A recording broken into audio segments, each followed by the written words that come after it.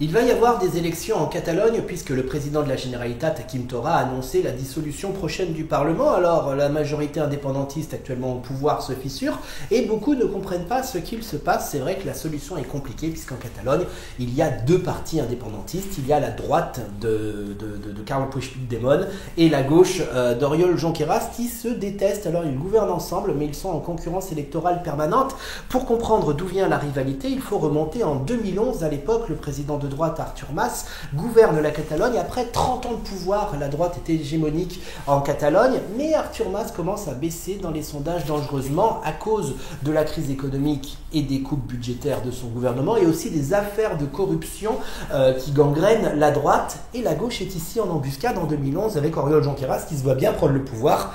Et là, Artur Mas est malin, il surfe sur la rue veut l'indépendance de la Catalogne et Artur Mas dit si vous voulez l'indépendance de la Catalogne, il faut arrêter que l'on se présente à deux partis indépendantistes qui se concurrencent, il faut faire une seule liste, la liste qui s'appelle Junts pel Sí, Ensemble pour le oui. Et là la gauche s'est fait avoir puisque complexée pour ne pas ralentir le processus indépendantiste, elle a dit oui, ce qui a formé le fameux gouvernement Junts pel Sí de Carles Puigdemont, qui a été composé de la droite et la gauche et qui a fait la déclaration d'indépendance de 2017. On connaît l'histoire, fin octobre, Carles Puigdemont s'en va à Bruxelles, Oriol Junqueras part en prison après la déclaration d'indépendance, tous les sondages de nouveau donnent gagnant la gauche d'Oriol Junqueras, qui se présente depuis la prison et qui pense cette fois-ci gagner la Generalitat. Et là, coup de théâtre, Carles Puigdemont se présente depuis Bruxelles avec le fameux slogan « Si vous voulez que le président revienne, votez pour le président ». Évidemment, ça a marché, Carles Puigdemont est arrivé en tête de l'élection et la gauche a dû former un gouvernement de coalition en laissant la présidence à la droite. Comme Carles Puigdemont n'a pas pu revenir, c'est Quim Torra qui a pris la présidence, Quim Torra du parti de Carles Puigdemont. Et une fois de plus, la gauche, un petit peu énervée, doit soutenir cette droite dans un gouvernement. Et cette fois-ci, ça s'est vraiment mal passé dans le gouvernement.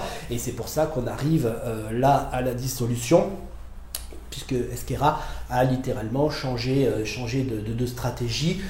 Ils ont abandonné l'unilatéralisme tel qu'on le connaît de Carles Puigdemont pour aller pactiser avec Madrid pour soutenir le gouvernement socialiste, tandis que Quim Torra et Carles Puigdemont sont restés dans le discours identitaire, donc des tensions depuis 2 ans au sein de ce gouvernement. La gauche espère bien gagner les élections justement avec ce discours très social, très progressiste et de réconciliation avec Madrid. Et qu'est-ce qui a provoqué la rupture définitive?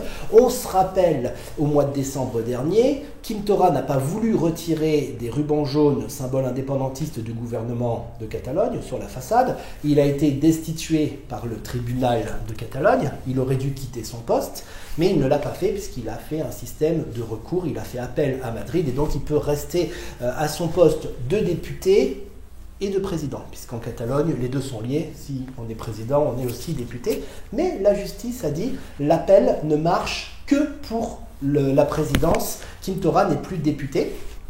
Quim Torra a dit pas de problème, moi je désobéis, je reste sur mon siège de député. Et là, la gauche qui dirige le Parlement a dit que déni, vous n'êtes plus député, Quim Torra, puisque la justice vous a condamné. Nous ne désobéissons plus, puisque maintenant nous pactisons avec Madrid. Et là, Quim Torra a explosé en disant que c'était une trahison, que la gauche était déloyale et que ce n'était plus possible de former une coalition gouvernementale avec ce parti. Et donc, il a annoncé la convocation d'élections. Voilà l'histoire. Alors, pourquoi on n'a pas la date des élections? Puisque la Catalogne est en train de voter son budget depuis 3 années. Il n'y a plus de budget en Catalogne, c'est-à-dire que pour financer les services publics, il n'y a plus de mise à jour.